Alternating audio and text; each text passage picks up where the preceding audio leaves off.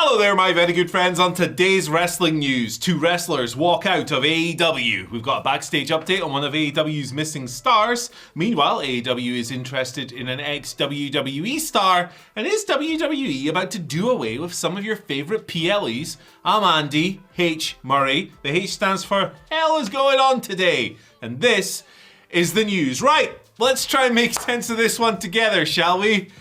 We got a bit of an AEW walkout. Now, it's not full-time stars. It's Nixon Newell and Miranda Alize who were being used as an enhancement team, I guess. They wrestled for AEW the other week on Collision in late October. They lost to Marina Shafir and Megan Bayne in around 2 minutes 26. They were due to wrestle for AEW again last night at Collision, but they walked out of the taping and had to be replaced on the show. Let's run through everything we know about this situation so far. Let's break it down. The first report that came out was from Mike Johnson of PW Insider. I'm going to read to you just what he reported because let's not conflate anything here. There was a change to tonight's AEW Collision after Nixon Newell and Miranda Alize refused to lose in their second appearance for the promotion. PW Insider has learned. The duo were scheduled to put over Ty Mello and Anna Jay, but balked at the booking because they had already lost in their official debut last week. The duo left the taping an hour before bell time and were replaced by Hyan and Maya World. PW Insider is told that AEW was appreciative of World and Hyan stepping up and that each gained points internally. Alize took to Twitter shortly after this, commenting, "Have so much to say." And she also retweeted a bunch of stuff commenting on their state. We'll talk about the tweets in just a minute. Let's get to these stories first of all. So Fightful followed that up very quickly, noting the PW Insider report. They inquired about the situation, and Fightful said that they were told that Alize and Newell did not expect to win the match, but they wanted more than the 3 minutes that they'd been budgeted in defeat. But they were told that the times had been set and that it couldn't be changed, and that's what you're getting, basically. They left before the show and they were replaced, as PW Insider noted. Apparently, AEW officials were shocked by the situation. Apparently, Miranda Alize was a bit more vocal about the scenario than Nixon was. Nixon Newell was Tegan Knox in WWE, by the way, if you don't remember. But Nixon was also adamant. That's the exact word used here, adamant. Some talent who know them personally, the wrestlers, they contacted Fightful and said, yeah, they could have handled things a bit differently. Now, neither are under contract to AEW at this point in time. One source stated that multiple people at AEW have actually gone to bat for Nixon Newell after she has been vocal about not getting very many bookings since leaving AEW. Now, the real messy side of this is when the Twitter thing comes in, right? So they've both been on Twitter. We mentioned Miranda's tweet initially, but they've been retweeting criticism of their presentation, basically. A bunch of tweets about, like, yeah, they deserve some strong wins. Somebody said it would help if the team hadn't already been squashed last week. And someone was asking where they were. Things of that nature. Critical tweets of their presentation in AEW. And yeah, they've had one match. They're brought in as an enhancement team that isn't signed. It's a pretty frequent scenario in AEW where they will often contract independent wrestlers to do jobs, basically, and feature almost as extras in roles like this. Maya World and Hyan, who are two of the most prominent wrestlers on the indie scene right now, coming in to fill the spots. Two very talented people who deserve the spot in their own right. And the circumstances are obviously very weird. So this is a really strange situation, and folks, I'm going to try and make sense of this in real time as you watch along, because I have no idea what's going on here. Obviously, right, Nixon and Miranda have not fully had their say on the matter yet, right? So I'd love to hear their side of the story, see if they have something that the outlets don't have so far. But initially, I struggle to make sense of the decision to walk out, right? Let me tell you why. It's totally different to the situation in 2022 when Sasha Banks, and Naomi walked out of WWE. They were under full-time contracts at the time, whereas Miranda and Nixon are not. They are independent. They're unsigned. They're picking up bookings here and there, all those things. And whereas Sasha and Naomi had been in the company for several years and all of that stuff, and tension just got to a point where they didn't want to take it anymore. This is within the space of 2 weeks. So I'm not judging those scenarios. I'm just saying that they are different. And those differences are tenure and contractual status. In this scenario, I just thinking about the wider wrestling landscape, right? It's not happy hunting grounds these days, man, right? Like the scene is not as fertile as it was in like late 2019. In that if you bounce out of one place, there's no guarantee that you're going to get signed somewhere else, right? So if Nixon Newell was let go by WWE, and she's someone I've been rooting for years because like her injury record is just horrendously unlucky. But WWE don't want her on the roster, it seems. Now she's potentially burning a bridge with AEW.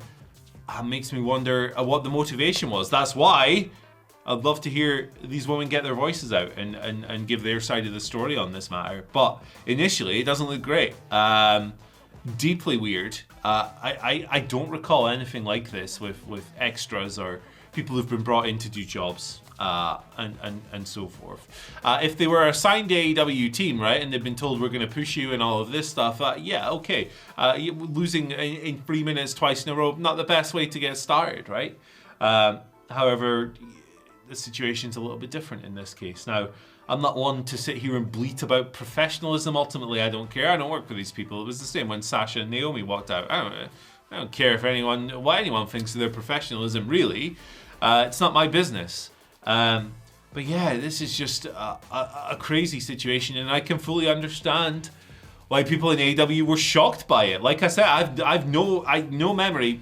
Correct me if I'm wrong if you can remember a scenario like this before, of extras kind of walking out.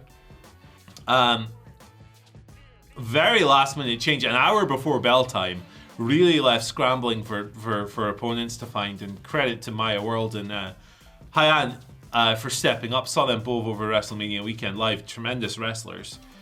That's almost beside the point in this scenario, isn't it? I just it's blown my wig off cleanly. And Nixon Newell has been quite vocal, about her not picking up as many bookings as she'd hoped since leaving WWE. And someone I've been really rooting for because her career has just been blighted by the worst luck imaginable. And with the information we have so far, I'm struggling to make sense of the decision, honestly. I can totally understand wanting more from your booking and going, I'd rather not lose twice in a row in 3 minutes, but you're not signed. It's tricky, right? You don't have that security of a full-time contract, so it's a lot harder to make these points about your situation when you were a freelancer and you're trying to pick up bookings here and there and do as best you can. So can you guys make more sense of this than I'm able to? It's fried me today. I have no idea what to make of it.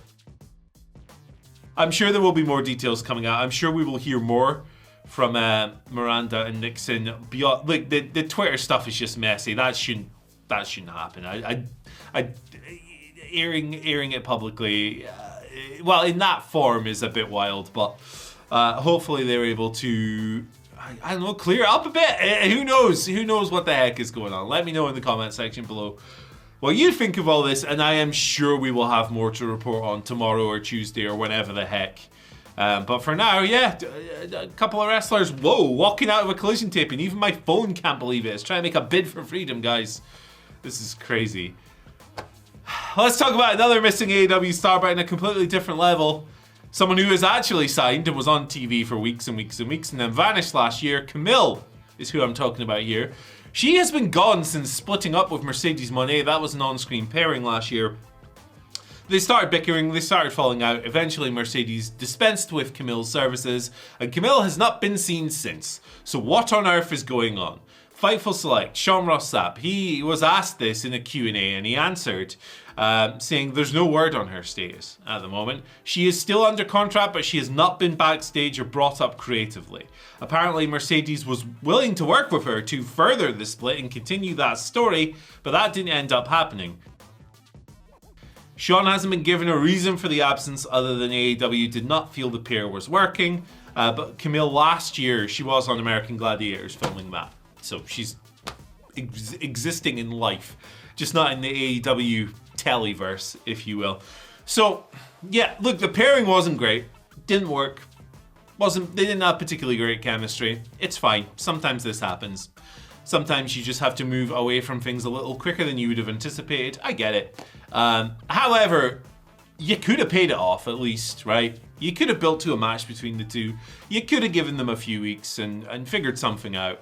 I'm not a fan of just going, that sucked, drop it, right? There are some circumstances where that's appropriate, but here you could have at least tried, and you could have at least finished the story, to use that term, and just done something, had a match between the two to blow it off, and then set them off in their separate directions. Obviously, Mercedes doing the belt collector stuff, Camille could do whatever else in the division, right? To completely just pull her from TV is wild and weird. Maybe there's some information that we're just not privy to. Maybe there are other reasons. Who knows? That just haven't come out. That is entirely possible. Just trying to paint the fullest picture of this imaginable. But yeah, from what we know and what has been made public, it is just strange and peculiar that she has vanished completely. She's former NWA Women's Champion. So she has pedigree. Brings a powerhouse style to the division. Not unique in that in AEW. We've got a couple. Talked about Megan Bain very briefly earlier on, but you know, Chris Statlander obviously. But yeah, it's just strange. Like, if you have something like this and it's not working, I think the best thing to do is to not just drop it cold. It's to pay it off properly with a match or some kind of storyline, stronger parting of ways than the one that we got. We got the split, we just didn't get any of the afters, and for that reason it feels a bit undercooked, and you can understand why people are like, where the heck is Camille? What happened? What's going on? So maybe we'll get some answers in the future, maybe we won't. Who knows? It's all very clandestine, all very cloak and dagger so far. AEW is, however, interested in an ex-WWE affiliated star, that person being Zeta Steele. She was actually the very first wrestler to be signed to a WWE ID contract last year. It has since been confirmed that there has been a parting of ways there. Zeta confirmed that on Twitter. Her contract is up. It's not being renewed. She's not being re-signed. All of that stuff. Now, Fightful have an update here. Noting that under WWE ID deal agreements, if another company wants to sign one of these people, WWE has the right to match that. However, as Zeta is no longer under her WWE deal, her ID deal, that's no longer in play.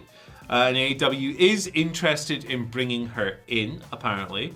She's worked 9 matches for the Evolve imprint while under ID contract. She won one of those in singles competition, but she's had ID kind of matches on the indies as well. She's worked for promotions like Marigold and MLW, so she's been to Japan, she's worked in America. She's very young, I think she's like 21, 22 years old. Her future is way ahead of her, right? And you'd think that her prime years are also way ahead of her. But it sounds like, according to Self-Made, potentially working some Ring of Honor tapings, some shots, which is a good starting point for a very young wrestler. Someone who is at the very nucleus of their career, the very beginning. There's no need to, when you bring someone in who's that young, throw them straight on Dynamite or whatever. You can if they're good, and Zeta Steele is good, but there's no express need to do that. She's someone who can afford to take time with her career because there's so much of it left. She can do whatever the heck she wants. So it's interesting. This would be the first WWE ID contracted talent to jump ship, if you will. The ID contracts they've been contentious, they've been interesting. A bunch of them have ended now. And I think at one point, if not still, the women's division was down to like 1 wrestler, which is insane. But yeah, the scheme has always been kind of controversial.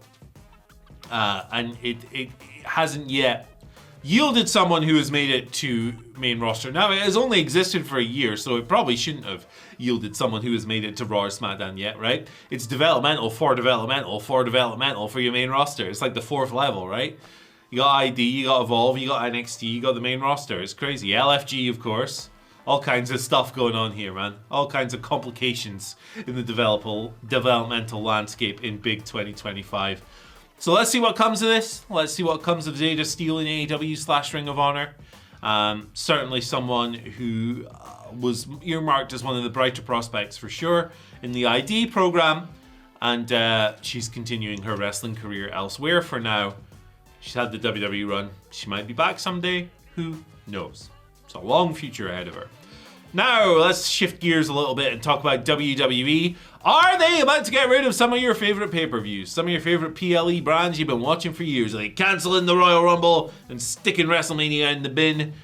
Who knows? But we got some comments here from Mark Shapiro. He is TKO's president and chief operating officer. He was interested by Andrew Marchand. Apologies, Andrew. So Andrews have to stick together. And he commented on the idea of building new properties and maybe getting rid of some of the old ones. Here's what he said. Right now, a lot of our PLEs were created by Vince McMahon. We need to get in the business of taking the torch and moving past that. Nick Khan and Triple H created WrestlePalooza, which was our launch event for the new ESPN deal, which did incredibly well and may turn into a super franchise. Not to mention, from a merch standpoint, I don't need to tell you, securing the IP rights and then selling merch out of WrestlePalooza, let's say it was a real winner. I don't know who's rushing to walk around town with a t-shirt that says WrestlePalooza on it, but apparently lots of people are. Fair enough. But yeah, it sounds like they're considering moving beyond some of the old IPs and bringing in some new ones. So I'm not against this. I mean, look, as a traditionalist, keep the legacy shows, keep the Rumble, SummerSlam, WrestleMania, Survivor Series. Look, personally, I can do without Money in the Bank these days, but I know I'm in the minority and I know that most people out there love it. So fair enough. But yeah, do we really lose that much by getting rid of like a crown jewel pay-per-view title or Backlash or something like that, right? I don't think we do. We are now so far removed from these pay-per-views in the Attitude Era and stuff like that it feels like a completely separate thing anyway. It's not like you're continuing the glittering lineage of Backlash, is it? Although some of the shows have been great over the years, obviously. So I'm not averse to them coming up with a few names. I will say WrestlePalooza, not my favorite name. I know ECW used it in the past. Bit silly, I think, personally. But hey, maybe silly is what they want. Maybe we'll have Brawl Diplodocus fighting. I'm crap at this. Clearly, I shouldn't criticize WWE's pay-per-view naming conventions here. But it sounds like they're going to switch things up. Who knows? They obviously see it as a potential money spinner to where they can fully market it as their own and sell merch and make money off the IPs and all these things. And as we know, TKO Group, that's their main focus, is the cash, baby. They don't care about much else. They're in the business of making money, baby. Anyway, gonna wrap this one up here. Gonna leave you. Be back on Monday with more details. Probably more from this Nixon Newell Miranda Alize thing. It's crazy. It's wild. But hey, look, we haven't heard fully from them yet. So let's see what comes of that. I'm Andy. I'll see you later. If you enjoyed this video, check out the one that's on your screen right now. Even I don't know what it is, but the algorithm thinks you're going to adore it. Bye.